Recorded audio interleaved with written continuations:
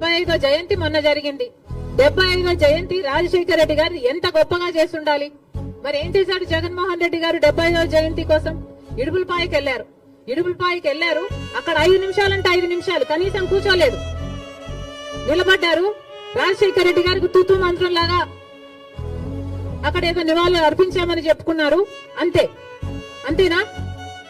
సొంత తండ్రి కదా 75వ జయంతి చేయాల్సింది, అంతేనా?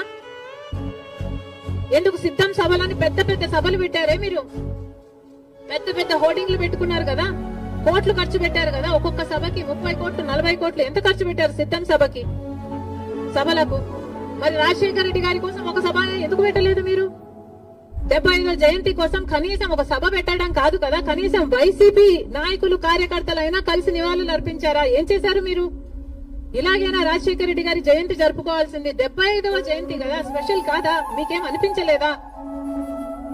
మా నాయకుడు కాబట్టే, మా తండ్రి కాబట్టే, మా కాంగ్రెస్ పార్టీ ఓన్ చేసుకుంది కాబట్టి రాజశేఖర రెడ్డి గారి కోసం మేము అంత పెద్ద సభ పెట్టడం జరిగింది.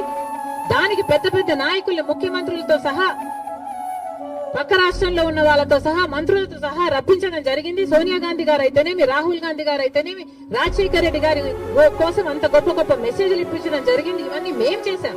మీరేం చేశారండి? మీరా రాజశేఖర రెడ్డి గారి వారసులు?